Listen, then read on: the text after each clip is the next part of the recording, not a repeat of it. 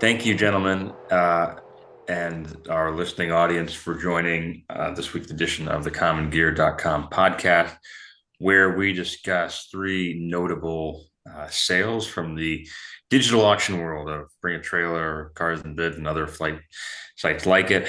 And with the collector car and vintage car market these days being completely unpredictable, there's always something to talk about as it relates to what someone was willing to pay for a vehicle that we may have once thought of as being a reasonable car to purchase. So, with that being said, there's always the theme, and this week's theme is looking at one of my favorite segments to daydream about, which is that of the late 80s to early 90s domestic muscle car segment. And I am really excited to talk about this because this is one of those classes of vehicles that I spend an awful lot of time thinking about, and but also remain perpetually conflicted by, given my own love-hate relationship with the 98 Dakota RT I'm trying to sell at the moment. So I have a lot to say, but I don't want to be I don't want to take all the air out of them like I tend to do. So with that being said, I'm going to share my screen, but I'm going to leave it to one of you guys to kick us off, and I'll play wrap up. I'll kick it off with why. I mean, I chose these cars, as you mentioned, Jeff. We're of the same age, and my first love is that 80s, 90s American muscle car. I love, that pony car, muscle car market. Two of these cars are really kind of near and dear to my heart for different reasons. And one I thought was just really, really stellar that I had to include because I was including one of the others. So I don't know which one you want to start with, Jeff. Uh, why don't we go ahead and start with let's do it by era. So we'll start with the The Camaro. Camaro. We'll go into the Fox body and then end on the GTO. Go So for it. what we have here is the third gen Camaro 1986 Chevy Camaro Z28 IROC Z. So just note on that, and that was sold for 28.7 on Bring a Trailer, on the 25th. So this is a 29,000 mile car. It's got the 5.0 V8, the 4-speed auto, like many of these cars had. The second year of the IROC package. So for an additional option on these cars was the IROC package. Kind of connecting the International Race of Champions series that it was associated with. And with the IROC package, you got the upgrade suspension, upgrade sway bars, also the second year of this package as well.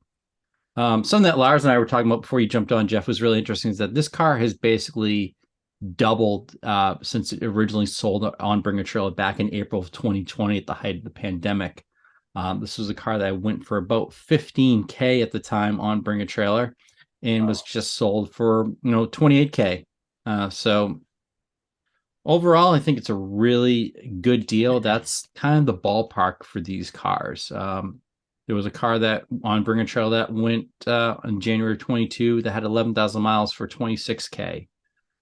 Hemmings also had a car that went for $14K that had 92,000 miles, which is an 88. I'm really intrigued by the third gen Camaro. Camaros are probably my favorite of the muscle car era. The reason why I'm passionate about them is that I grew up in a GM Chevrolet family, and my neighbor across the street had a Camaro boat. I want to say an 87 or so. So just hearing that every day, seeing that every day.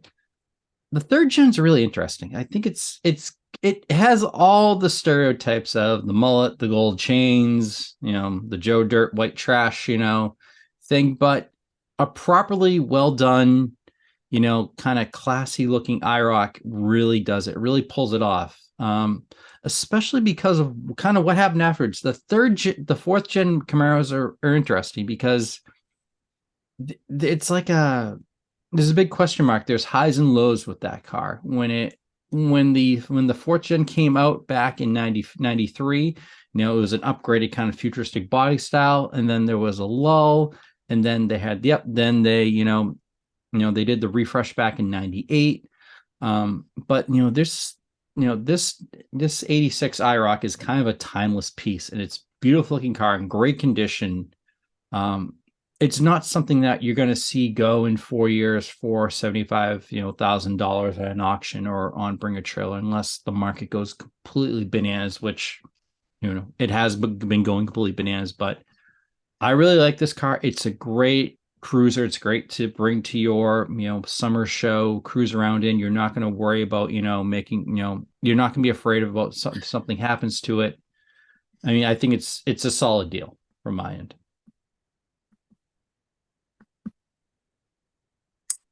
Lars, what are your thoughts? Now, I might be in a small minority here, Jeff. I'm interested to hear what you have to say. Here's the thing. I do think these things are freaking sweet. It's so iconic. Kind of just like that 80s American muscle. Yeah. All that energy you want from that era you're getting in this vehicle packed into one with the headlights, the vinyling on the side. And I hate to say, but I feel like the older I get and the more I look into cars, the less appealing these become to me, simply because I mean, I just feel like, it's got a 5-liter V8, 200 horse, so it's not really fast. And I have actually driven one of these. It was a Baser 6-ill. So that's not really fair to say it's going to be the same thing. And this one's, nice suspension and everything, low miles. But they don't necessarily handle or drive that well either. But to what John is saying, to counter that, you really can't hold it to that high of a standard, because this is not something you're spending 40, 50 grand on. I mean, this 86 right here that we're looking at, this is pretty much as mint as it gets, as clean as it gets. I don't know if they have these with a manual, but if so, that would be pretty cool to bang your own gears. But for 30 grand, you're getting like the most pristine low mileage example. So I feel like maybe I'm being a little harsh on it. But overall, I'm kind of a Ford Mustang guy. Ford products and Mustangs for the muscle cars are kind of it for me. But then again, another counterpoint, guys.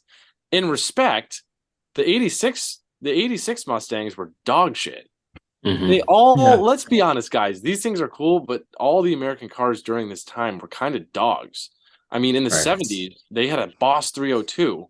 And the Camaro, or the Corvette with the 427, that thing made like 375 horse in the 70s, in the 60s, whatever it was.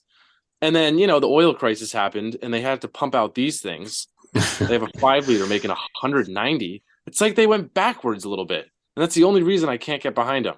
But you swipe one of these for 20K, yeah, it's a cool cruiser. But personally, not for me. Jeff?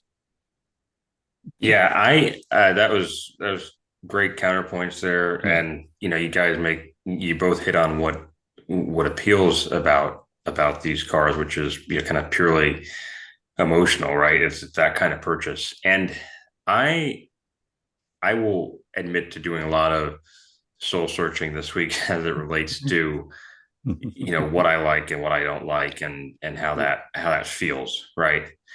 And I guess even if you say at 28,000, this is still a bargain compared to some of the other vehicles that are out there. I have a hard time getting my head around close to 30K for a car that still is so limited in what it necessarily does well.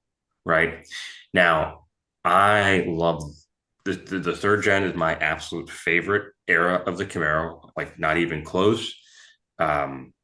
Even if I think the fourth gen is sort of a screaming bargain as it relates to being the perfect compromise, where it's a little bit more modern, probably is actually I think a bit of a sleeper right now in the marketplace. I think as I get older, I have a harder time justifying a purchase based purely on aesthetics, and I think that's someone paying 30 grand for this car is making that decision largely on that like it just screams a specific era. It is like almost like over the They're just buying it because it's an icon. Basically. Yeah, you're not buying that. Like the only third gen you're buying as like a collector piece is like a 1LE car, or right. Exactly. Yeah, but you're buying this because It's cool looking. You have a connection to it. You're not buying it for performance. This is your Yeah. this is your Sunday car show car, or at the local dealership. But here's my problem with that, and this is where I think one of the biggest. Here we go. Well, I think it's one of the biggest. Get ready.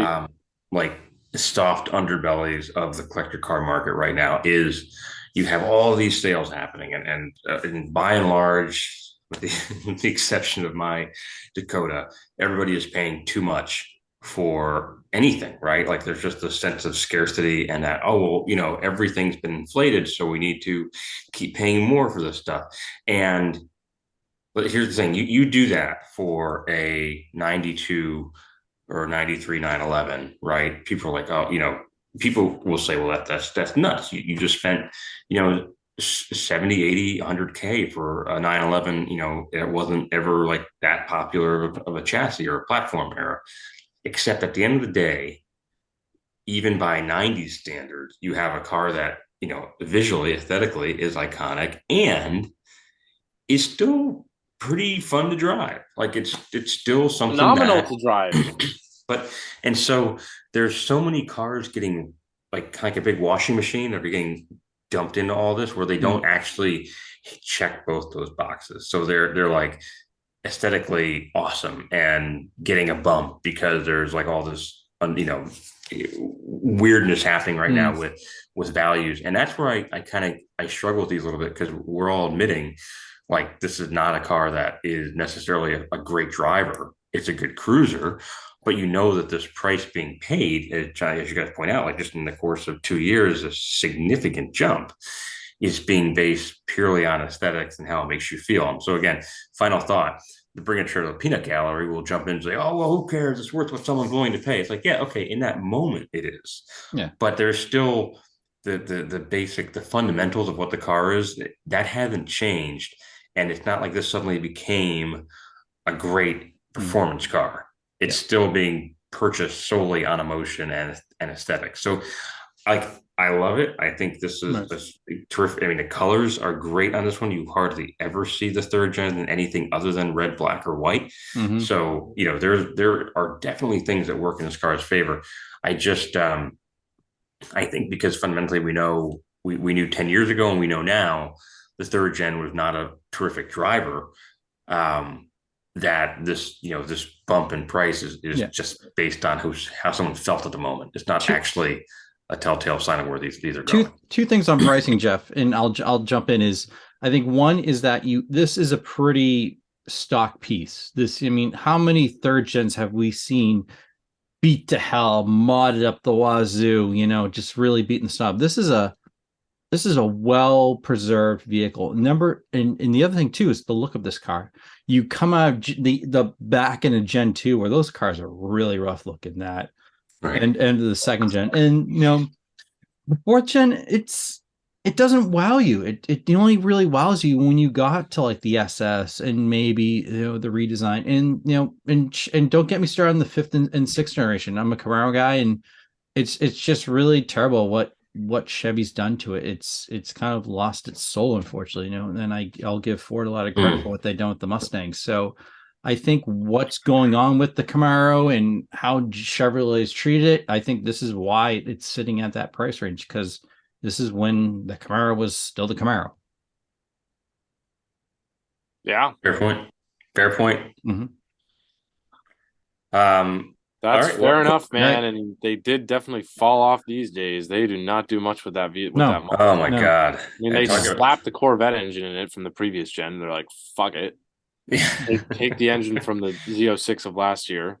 And the thing is, it's like the ZL1, when they did, it must have been like 2011, 2012. They did a 6-speed, I love this. We'll just throw it in. They did a 6-speed Camaro ZL1, 7-liter NA engine, 500 naturally aspirated horsepower, lightweight, bucket seats. That was a really cool car, and people loved it. But they don't really do stuff like that anymore, which is a shame. What's so interesting? I know this is a tangent, but I'm just curious if you guys feel this way when you think about the new Camaro, right? So you got GM and Ford rushing to make the reincarnations, and let's just throw Dodge in there too, because they're all kind of the same basket of chips. It was kind of amazing, like how much they jumped. Like everybody jumped in at both feet and said, "Yeah, we're to your point, Laura, we're gonna like give you these sick powertrains, and like we're not even gonna question it. We're not even gonna think about price. We're just gonna take everything off the top shelf. You don't have to ask us for it, right? We're just gonna throw it all in there." And here's the thing that's so weird about this is the Mustang. I kind of retained somewhat of like an air of exclusivity, right? Like if you wanted the Shelby, the GT 500, there was still like, I mean, I still know it makes my head to turn. It causes my head to turn when I see one of those. I don't even like. I feel like I see like the top tier spec Challenger and Camaro pretty often, and usually driven by someone else. Like dude, I see three or four Hellcats a week. Yeah, well, I mean, exclusivity factor. I've never seen a GT 500 on. Actually, no, I saw GT 500 on the road, just like it was on RI4. But you saw one. You saw one. A brand new gen. I mean, I've seen it plenty of 2010, 2011, 2012, all them. But the brand new gen, I've only seen one on the actual road. Yeah, I feel like Chevy and Dodge, like they're like pumping the stock, to use a metaphor. Where it's like, oh, dude, they're getting the Hellcats out in numbers. Those 392 Challengers, they are selling them, guys. They are mass producing the 392 Chargers and Challengers and the Hellcats. Yeah, they're making so many of those. You have no idea. It's not going to ever be like it was when they, in the first iteration where that was so anyway, it's just an observation that Ford has somehow managed to keep a little bit of and they're not showing, the skirt comes down just above the knees, right? They're not just throwing it off. I was gonna say a little differently too. I think the Mustang is a part of Ford's soul, whereas the Camaro is not part of Chevy's soul, but part of their buyer's soul. It's not, it's almost like the Camaro is being forced upon them by their clientele. Yeah, like that's such a good way to put it. Ford has balls to the wall with the Mustang. Mm-hmm. Right. They do a lot of stuff with it. They still do a ton of stuff with it, and it's limited. And cool, you can tell. And I don't think you go back to closing this out. You think about a purchase that's based solely on aesthetics or whatever. I think you're buying sort of aesthetics, because if you look at cars this era, that was the top line. Look at cars like the Monte Carlo SS. Oh yeah, even Corvettes didn't have that much juice. The only thing that was kind of really outside the box and wacky was like Grand Nationals and GNXs.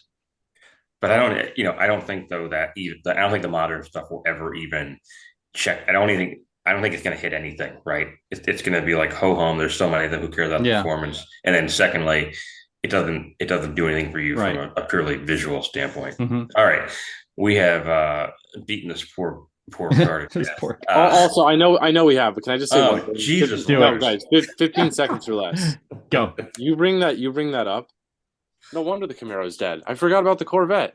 They're dumping everything into the Corvette, and they're doing phenomenal with it. Past 10, 15 years, it's been a hit. So actually, that's fair. They said, we can't have two sports cars. Throw it all at the Corvette, and look. But it's a Corvette is it that good? The new one? I mean, it's rear engine now. People love it. Crank. It's beating supercars on the track. I mean, it's. I just wish I saw someone other than the guy with the shiny New Balances. Yeah, no, that's who they sell them to, but I mean, they're still popular. Yeah. Anyway. Anyhow. All right. Uh-oh.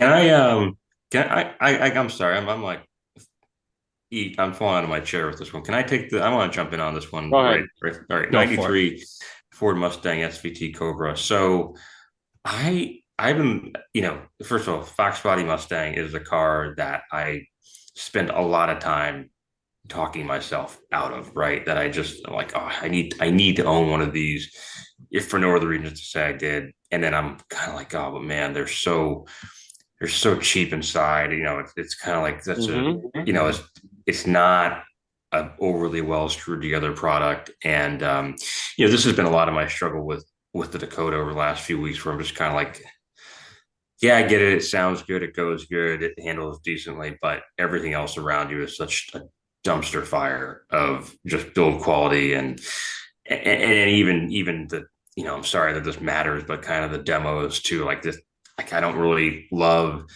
the scene that is, seems to be stuck in, right, in terms of who your fellow enthusiasts and fellow owners are, and that's not a dig on anyone. It's just, it's just different, right? Because people these days aren't necessarily looking to, buy things like that as I did, which is to kind of preserve the few good ones that are left. But the Cobra of this era is a little bit of a different story, where the values have ticked up so much that it's kind of hard to be Joe Dirt for, if you have a clean, low mileage SVT. And I generally have a ton of respect for SVT as sort of a skunk works program within a major OEM. I've always felt like the products SVT churns out are generally really good. I mean, I think back to years and years and years ago, I was very close to buying an SVT Ford Contour, which is a car that I'd love to talk remember about. that. Those are so cheap right now. I mean, a lot of them just get immediately scrapped if they have rust or high miles. It's really a shame, and it was a really, really good car. So I love what SVT does. I feel like they don't mess around.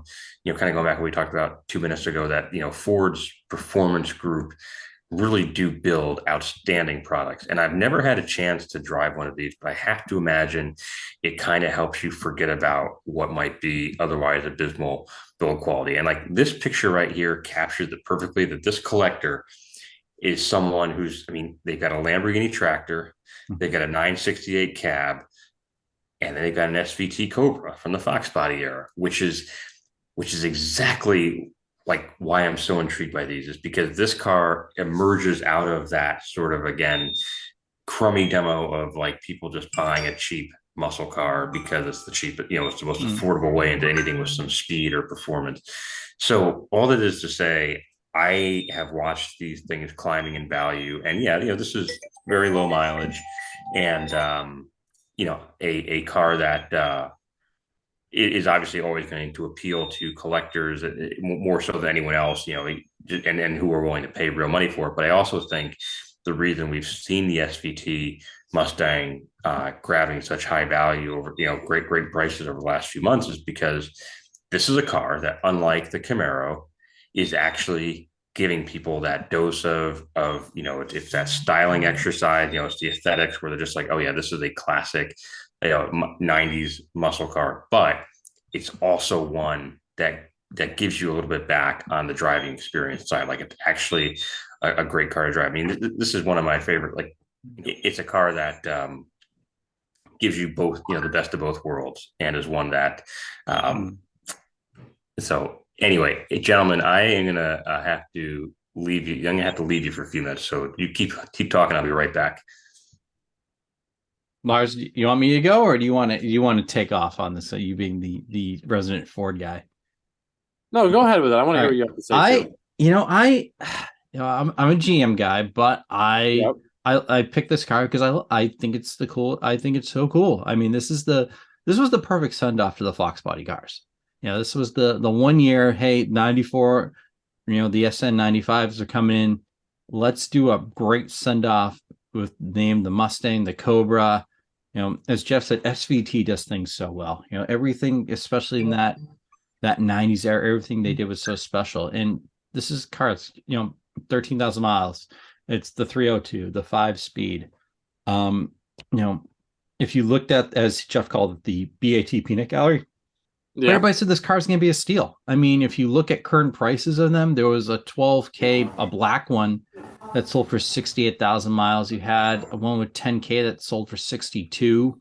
I mean, these cars are just, they're collector pieces. They're going to go up in value. They're great cars. This is, that later era Fox body, the 5.0, the Mustang GT, they're great bang for the buck cars. And this being kind of the, I guess you say, I'm trying to think the best way to describe it, like the top of the heap in regards to those cars. Like, it's a no-brainer. And great job on the seller on this one. Great job. If you look at the comments and all that, they really I'm went looking now. Yeah. unbelievable job on the history of this vehicle. Like, so this was, if Jeff was here, this is like, very much common gear style document preservation, so that this car has, the history of this car, where it's been, what's been done to it, everything about it. So you can feel really comfortable buying this car. And this is something I think you're maybe 10 years time, maybe we're creeping up to 100K on this car. Yeah, I wouldn't be surprised to see that at all. Honestly, I think these things are really awesome. I love the Fox body, and this is kind of the ultimate addition to get. So, and again, these things weren't necessarily crazy, performers. No. They weren't necessarily super fast or super dialed in. But like the IROC, just kind of a cool. I feel like this might be a little bit more performance oriented, but Yeah. it's also 7-8 years newer, so that makes sense. Love the fact it has a manual. The 302 is just kind of a classic. Again, even if it's not a powerhouse. And to comment on the listing, this is kind of just one of those things where the seller nailed every single part of this. The video is extremely descriptive. He has multiple comments with all information about the vehicle. So I think, and John, you said you were looking, is this kind of like the top? I haven't seen. Is this the top for a Cobra of this generation? This is pretty much this is kind of what you're getting right now, except if it's like a Cobra R or like a basically dealer mile. But is this car. like an average price, or is this kind of like? I mean, so I'm gonna actually look right in now. March. So in March on Bring a Trailer, a 12K one in black sold for 68. One with 10,000 miles that was red sold about a week and a half ago on Bring a Trailer for 62. So they're kind of in that.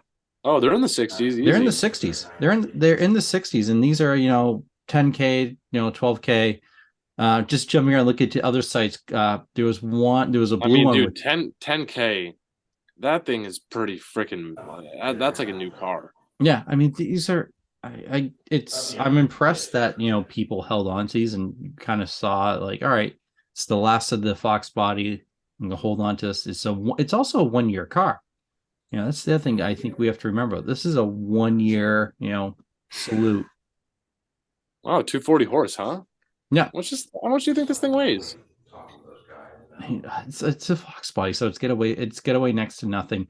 And also, this was when kind of American performance was kind of coming back. We talked a few minutes ago about that Camaro and kind of it being like, 190 horsepower, great. And this is when things start ticking back up, especially at the end of the third gen, end of the Fox body, when you're getting into the 2-something horsepower. And then when you got to the mid-90s, you were back up to 300 horsepower. Now we're at the kind of stratosphere numbers of where we're at today with these cars. Yep. And the sticker on this puppy, $21,040. Unbelievable. That's ridiculous. Honestly, man, yeah, I like it. I'm into it. Yeah, it is. And I'm looking at the pictures now. I wish Jeff kind of left on a better photo. But see if I can share my screen here. It's a clean car. It's an extremely clean one. Let me share my screen here. Okay. Share. So I can pull up my photos here of this car.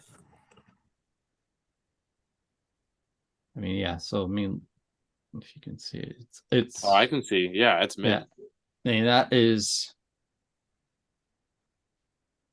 I mean, this is a great example of like the seller doing the prep work regarding great photos, great documentation. Someone who kind of really knows it's. I mean, it's pretty much a brand spanking new car. I mean, well detailed, well documented. And these things look great in red too. That's the other thing. Like this was red's the color to have, I think. This is the red was, it looks neat and white, but these cars in red just are unbelievable. Yeah, and this was, I believe, one of the first ones that started off like that kind of Cobra Mustang. I know they had Yeah, some earlier before this, but like the SVT yeah, Cobra. yeah. So like, And so they went from the Fox body to the next year was the SN95 bought the car. mhm. And I don't remember if they did Cobra first year off the bat, but They if it wasn't, they was there a Cobra 94, Jeff? they well I thought the F95 they did do a I Cobra. know they did one. I just didn't remember if they did it um like first year off the bat. Oh no, it was it came out in 97 Okay. and it was a bit of a disappointment because the performance was not measurably better than the Mm-hmm. GT, and there was obviously a cost premium associated Right, with it. right. So, I mean, I still think the SN95 Cobra is a screaming bargain right now, Yeah. right? Because it's just so cheap. But it doesn't have quite the same cachet as Mm-hmm. the 93, which, really, again, was a respectable improvement both from suspension tuning or chassis tuning and straight out of the box performance. But this was kind of also, to me, this is it wasn't like a seismic shift Mm. in terms of just straight 0 to 60, seat of the pants performance. But the thing about SVT is that they've always done a very good job of a well-rounded upgrade. So, that Right. and that to me was so fascinating about them, that they, unlike like the modern, GM approach of just throwing, or the Mopar, right, throwing the most um, bananas engine into the chassis and say, hey, here you go. Yeah. SVT was kind of like, you know what, we're going to focus on a little bit of everything.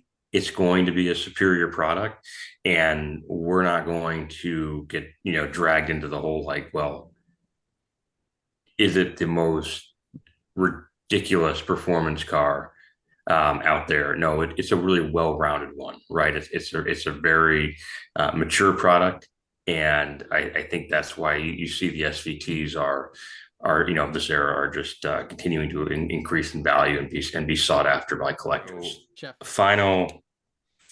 Okay, this is a great pick. I've wanted to talk about these for a while. 2006 GTO. So interesting this week on Cars and Bids. I wrote up a car that went, got sold, and it was a Chevy SS, right? Which was, I think, was basically a similar, 4-door version of the obviously the Holden product, which this is a 2-door version of that, and it had 100 and something crazy, like 160,000 miles on it, and the guy had a replacement engine, like from GM, warranted, had like oil starvation issues, and it sold for 33,000. And I think the coupe is, I really do feel like in a few years' time, we're going to see these just blow up in value, because this is one of the last times we had a fairly mature vehicle, meaning it's a car that, even if you're not a diehard muscle car guy, you don't mind being seen in this, which was kind of the complaint against it. Why it didn't do so well, it was too subdued, it was too under the radar. And obviously, all these years later, we've realized that doesn't really bother people that much. It was just kind of a bunch of overhyped, negative Nancy's when these cars first came out. So it's handsome, it's under the radar. It's got this, the Holden connection is so intriguing to me. It's like, if you're a Euro car snob, you can almost kind of get behind this a little bit, because you're like, well, it's not really a true GTO or, Camaro, what have you. It's kind of different. You can go so many different ways with kind of the mods. You can make it look just like the Australian market car, or you can just, you can go bananas and make it into like an obnoxious American muscle car, if that's your thing. So, I mean, the fact that this sold for 23K, I'm just like, man, that is a lot of performance for not a lot of money. And I think a car like this, that it is just guaranteed to be worth more in the future. And I've actually thought about these a lot lately. Like, would this be a good car to pick up?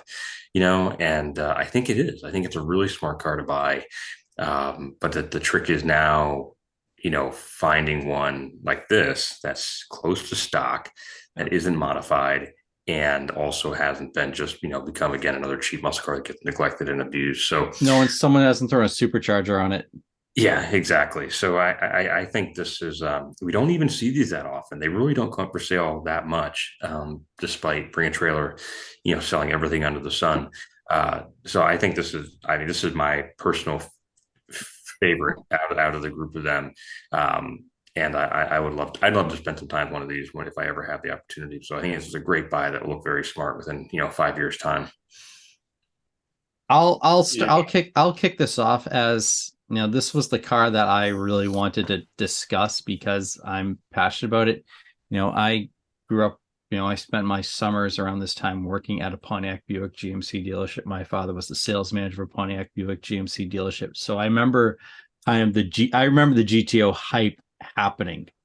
And I remember I was excited because I was into all different types of cars. I was really cool. We were getting a car from a Holden from Australia.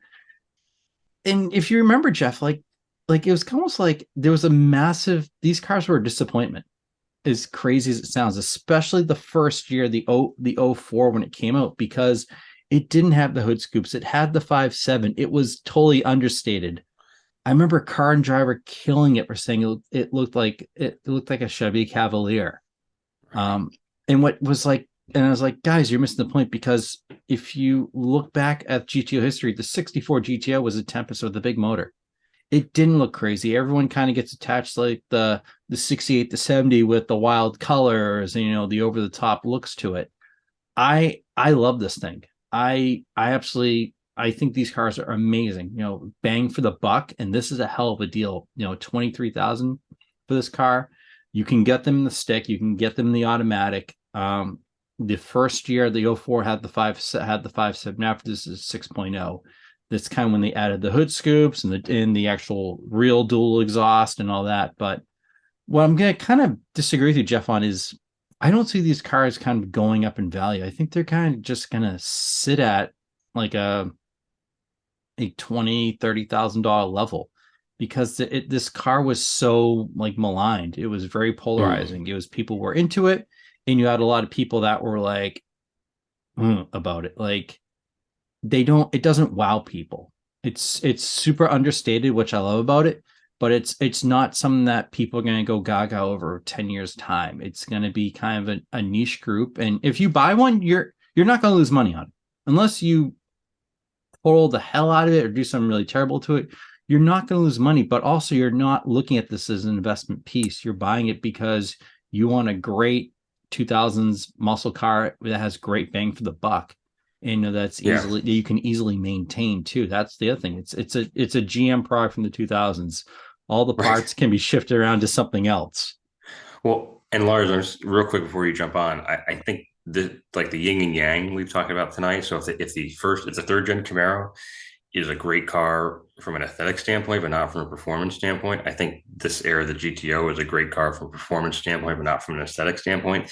And whereas the Fox Body SVT it's hitting both of those categories really hard, which is why I think you see the value, the final sale prices where these ended up is, and again, it goes back to my original point that in order to create a truly desirable car, one that is, from key economic indicators as far as where the sale price is genuine and a repeatable result, you have to have the SVT Cobra.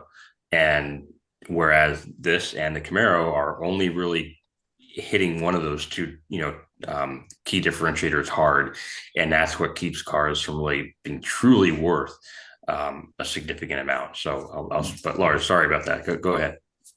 You're good. You are good.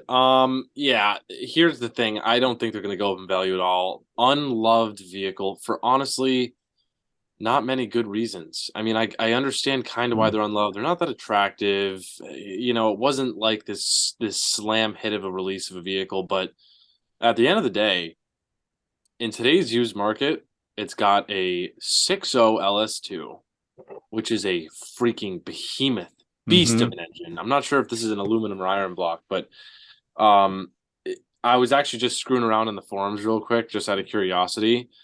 This guy fully built, but 600 wheel horsepower NA. Internals, cams, no turbo, no supercharger. I mean, this is a serious vehicle. I would definitely have to have one in a stick. The auto is kind of just something that ruins the experience. And also something I want to mention. Remember, guys, these are the jacked up adrenaline pappy prices.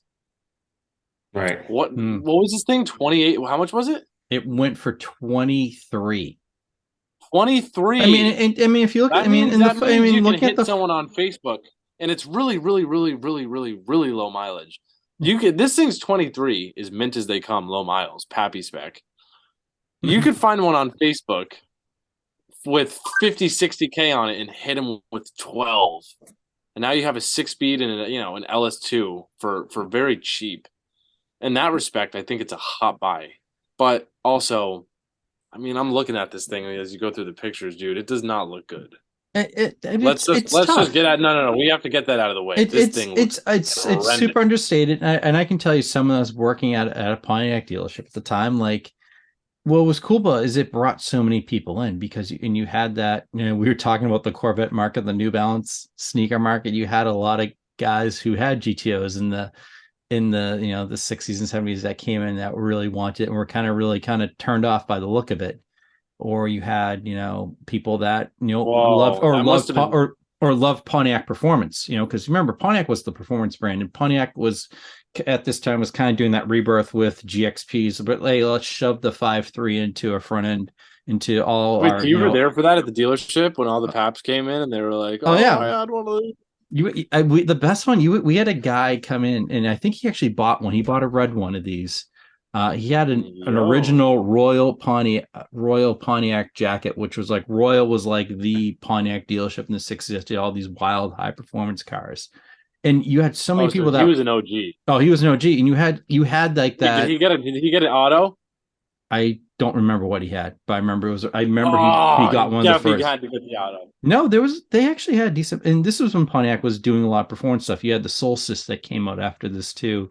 You had the GXP Grand Prix, the GXP Bonneville, so they were trying to bring that performance factor back. And I love it. I kind of like the understated aspect of it. I mean, that's what. The 06 had but the 06 has like the hood scoops. If you look at the 04 of this, it is like the most plain Jane vehicle, which is really a good car.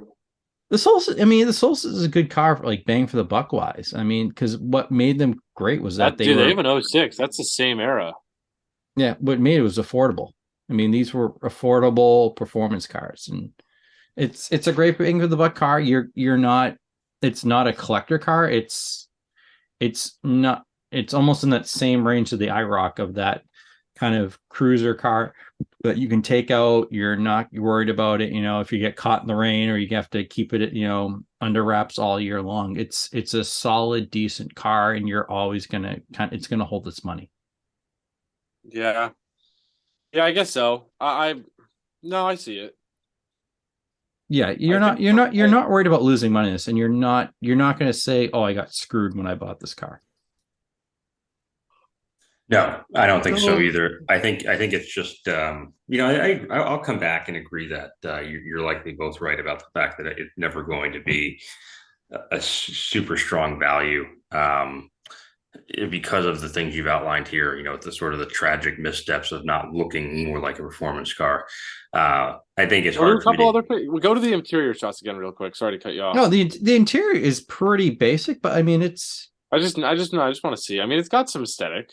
Yeah, it is an aesthetically pleasing car, and it's actually got a good position to drive in. It's good. Having driven several of these, like they're great cars to drive. They probably screw. 400, they do. 400 horse. That's I mean, especially when you go from the previous performance car from Pontiac, which is like the Trans Am, and it's just he didn't even look. Do you see the C in the Pontiac badge? Go back 3 photos. That guy did see. That's one of the little things you could do. Yeah, I mean, it's an honest car. It's not. No, he's not hiding anything. Yeah. No, he's not hiding anything. He's kind of pointing out all the blemishes, but it's an honest. No, this guy's a G, and I'm sure who bought this thing? Can we see if these guys have anything else they purchased? Yes, we usually. I doubt it, but I think I did look, and I think it was someone who had bid on other kind of GM products. You know, this is like, you know, I think we talk about like people that just go after certain types of cars. I mean, look at his past bids. Guys, his name is Gentle Outlaw. It was someone else I was looking at that had, I think it might have been the Camaro owner that had like some really kind of funky Americana stuff. But yeah, I mean, I like how these guys do this. They just put like $1,000 bids on. I know, which I don't understand. I never understood why. So when people look at your profile, they're like, "Wow, I'm gonna put like $1,000 on a P1 and be like, yeah, I was thinking about it." A bunch of old NASCARs. I mean, this is really random that this caused him to go all the way. He's got to be. I get. Let's see. I'm 72. Guys, I told you this is Paps. Here we go. I'm 70. I'm 72. Yeah. So this guy probably had a GTO back in the day. Wow, guys, that's the guy, the auto. He's gonna roll this thing around. Isn't that awesome? I hope he enjoys his vehicle. He will. I mean, this is 72, ripping it. Yeah, I mean, that's kind of guys. That thing's never gonna see Redline ever. As long as, isn't that crazy? It'll never see it ever again, ever. And maybe he'll beat on it. Actually, who knows? Nah, it'll be. It's an honest car. For me, the Cobra. That's the 93. That's my pick of the week. If I'm looking at it as an investment, yes, the Cobra all day, every day. Even just as a driver, honestly, even though I'm taking the GTO. Really? Now I'm a GM, Lars. I'm a GM guy. No, I know. I'm a Chevy Pontiac guy. I totally get. It's almost like religion, you know. So yeah, and you know, this is there's personal connections to the GTO. That's why. And that's a very valid reason. Yeah, I'm with you on that. Jeff, we're buying on emotion here with me tonight.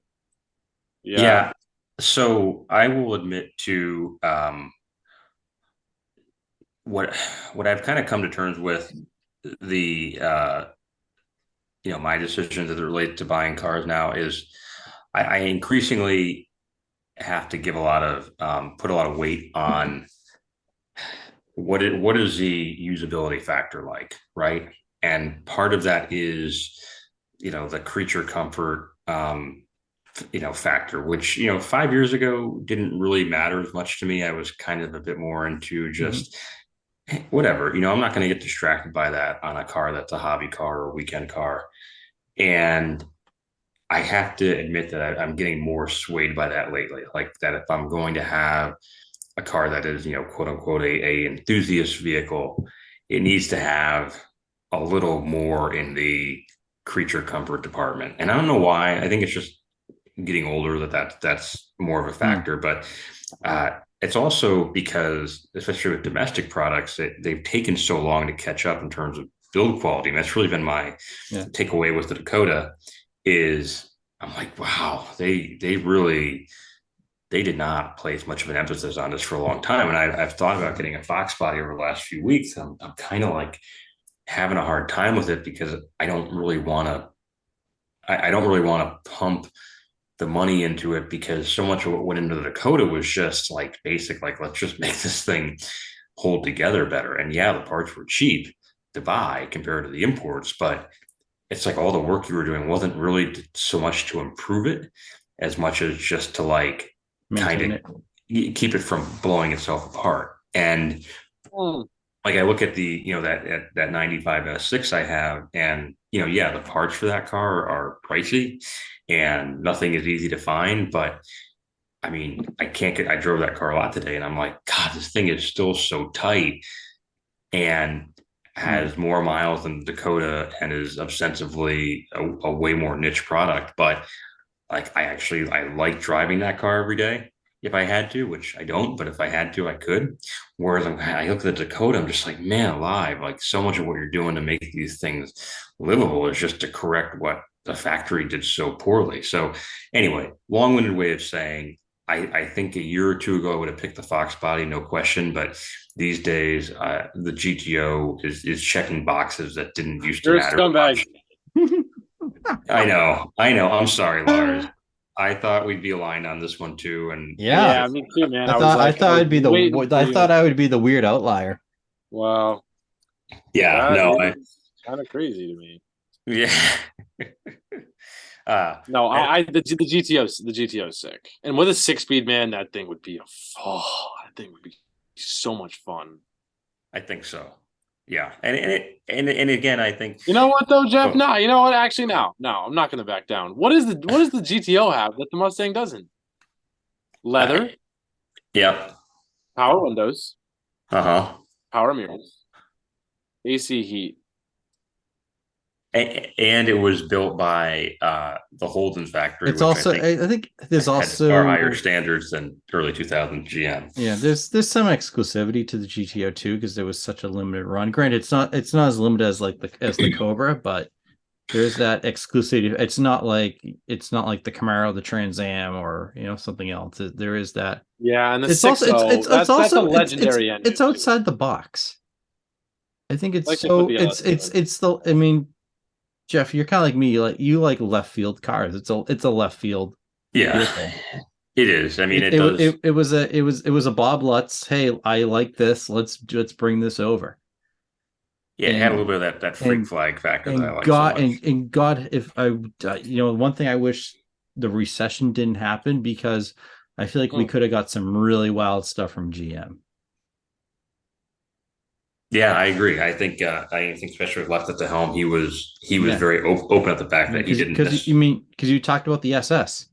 That's not that was a Holden. I mean, you could have had a whole line of bonkers V8 rear wheel drive vehicles from Australia in all different in the various GM product lines. Like the Ute. Yeah, that's very true. The Ute. Oh my God. I remember that was almost here.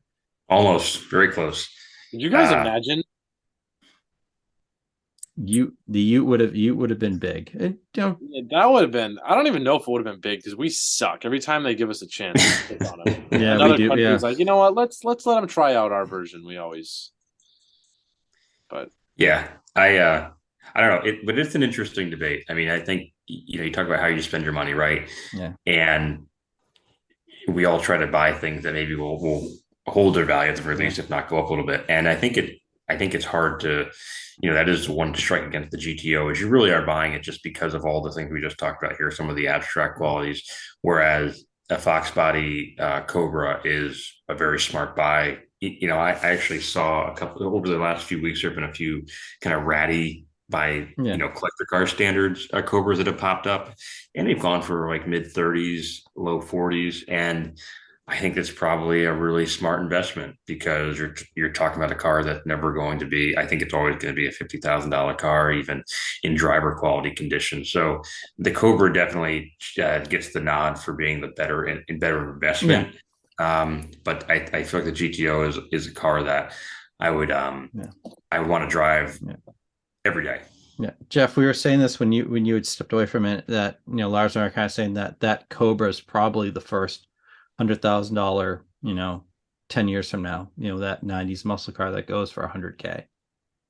And then the fire department came. I couldn't think of anything else from that 90s era that would go from a domestic product perspective. Yeah, from a domestic a domestic 90s muscle car. What's going to be the first to go to 100K? It's going to be the Cobra. Yeah, I think I would have to agree with you. There's nothing. I mean, the only thing I'd throw in the mix would be the GMC Typhoon / Cyclone. Yeah, true. What about a Viper? Does that count? I would count the. I don't count the Viper. Viper's is almost in a different class. Yeah, that's like no, I'm with you. Yeah, but yeah, I agree with you. Yeah, I forgot about the GMC Cyclone Typhoons, which are. Yeah, I mean they're already kind of knocking on that door. Yeah. Those things are awesome as well. They are. I actually would love to own one of those someday. But yeah, I mean it's an exclusive club for sure, and the Cobra is definitely part of it. All right. Well, this has been a real, again, I apologize for the distraction, but this was a great roundup of, I love the way this was set, segmented in terms of 80s, 90s and 2000s.